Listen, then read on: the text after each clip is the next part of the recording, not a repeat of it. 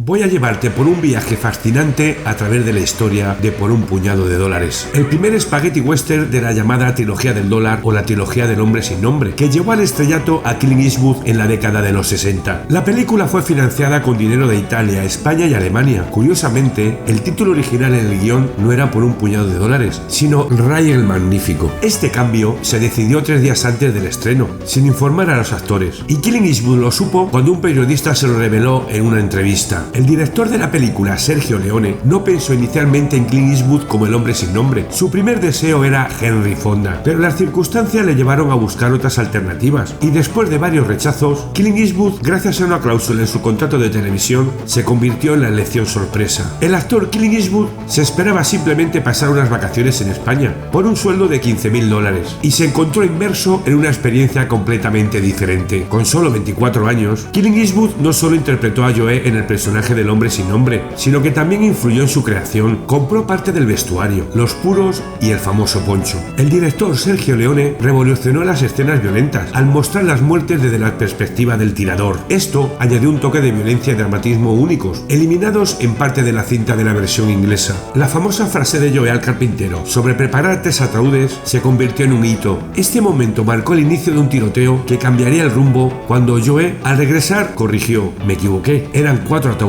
Al principio, Clint Eastwood y Sergio Leone no se llevaban bien debido al extenso guión. Sin embargo, y gracias a la persuasión de Clint Eastwood, se acortaron algunos diálogos, fortaleciendo su amistad y mejorando la película. Aunque se considera el primer spaghetti western internacionalmente famoso, ya se habían creado cerca de 25 películas de este género en Italia. Las disputas financieras casi cierran la producción de la película, llevando a Sergio Leone a grabar tomas adicionales para un montaje secreto, en caso de que el estudio intentara descartarlo. El director Sergio Leone sincronizó gran parte de la película con la música de Ennio Morricone, creada antes del rodaje. Esto se reflejó en escenas donde la música dominó, destacando la admiración de Leone por la partitura. Aunque se le conoce como el hombre sin nombre, este apodo fue el resultado de una estrategia de marketing, dando un apodo distinto al personaje en cada película de la trilogía. Clint Eastwood no fumaba, y Sergio Leone insistió en que el hombre sin nombre tenía que fumar. Quizás por eso el actor apareciera con esa expresión facial tan característica. Al llegar al set de rodaje casi todos eran italianos. El actor Clint Eastwood se sorprendió sobre la falta de conocimiento sobre la historia de Estados Unidos y el salvaje oeste, interviniendo para corregir errores y mejorando así la calidad de la película. A diferencia de otros spaghetti westerns, en Por un puñado de dólares, ni siquiera Eastwood tuvo que hablar durante el rodaje. Su voz se añadió más tarde, cuando se estrenó en Estados Unidos en 1967. Observando la película, notamos que el cabello del personaje no impresiona mucho. Esta elección fue intencionada. Leone se inspiró en el western Sombras en el Rancho, con Audie Murphy, de 1953, donde un modesto caballo acabó siendo valiente e inteligente. El icónico estrabismo de Clint Eastwood no fue intencionado, sino que fue debido al sol de España. El actor